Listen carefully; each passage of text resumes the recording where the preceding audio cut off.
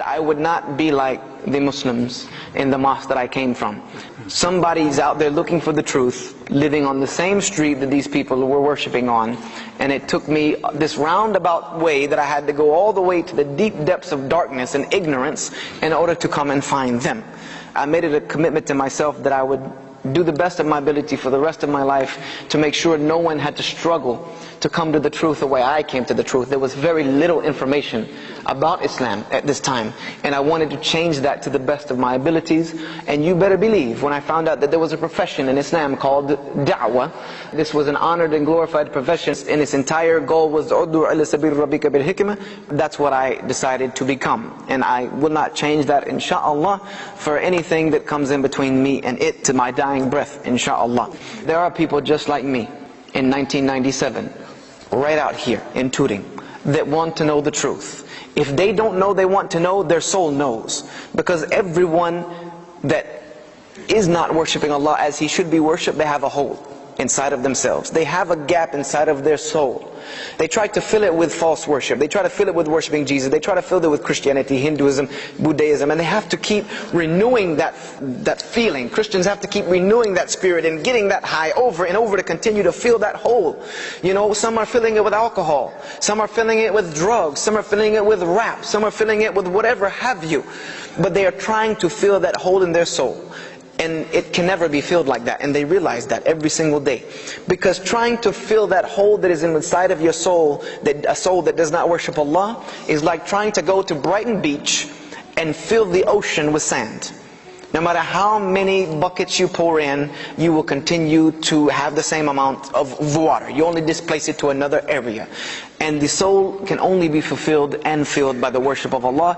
As Allah says in His book, it is in the remembrance of Allah that the heart will truly find its rest. And that they need to know it. Yes, you may know it. You may agree with everything I have said. But what is connecting what you believe to them? What is going to make that connection? The Prophet Muhammad ﷺ is gone. The Quran is not going to fall from the sky and hit these people in the head. Allah is not going to ride in the clouds. Allah is not going to send a commercial on television. He's not going to be on Sky TV. It doesn't work like this. Allah has sent prophets and messengers in a descending and lineage order until Prophet Muhammad ﷺ. But the Prophet ﷺ said, I am the last of them. On his farewell sermon, he left us a task. He said, those who are here today, pass this message on to those that are not here. For truly it may be that the one who hears the message may understand it better than the one who is relating it to them. And finally, I give you this last little bit of warning. Warning. If I wanted all of you to name for me the top 5 people who are traveling all over the world, spending their time, their effort, all of their energy, sacrificing it for the sake of spreading this religion, telling people this sincere message about La ilaha illallah Muhammadur Rasulullah, who would you say? Give me one name. Dr. Zakir Naik? Yusuf Estes. Yusuf Estes? Abdurrahim Green? Yusuf Islam? Yasir Qadi? Bilal Phillips? Yushua Evans is a drop in the bucket for all of these guys? Yasir Fazaga. The majority of these people whom you named to me, what is common about them? Most of them are reverts. 9/10 of the people out there doing the job, doing the work of ud'u ila sabil rabbika bil hikmah are people who struggled to come to Islam. You can say alhamdulillah all day long, but that should make you worry. You were born into this. You were given as a ni'mah, as a grace. You were given this way of life. You didn't have to struggle for it. You grew up knowing who Allah was. You grew up knowing Tawheed. You grew up knowing the Quran. You grew up knowing all of these things. We had to struggle and learn these things. And most of the time it was a struggle, not our native tongue, not our native understanding. It was hard for us. We had to change even the way we went to the bathroom. But Allah says something in Surah Muhammad at the very end. The beginning generally about giving for the sake of Allah, but the ulama have said this is also in a general connotation. Allah says, here you are being invited to spend in the way of Allah. But there are some of you who are withholding out of greed and stinginess. And Allah says what? They do not withhold except for themselves. They're only withholding for their own detriment.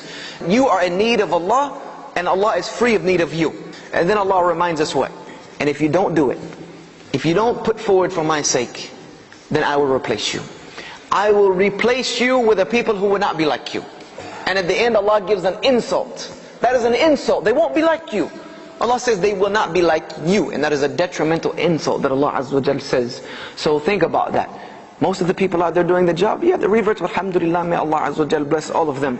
But who are the people that have known this since birth? Is it not more of a right upon you, not more of an obligation upon you to do this work so that these reverts can sit down and maybe learn the deen properly?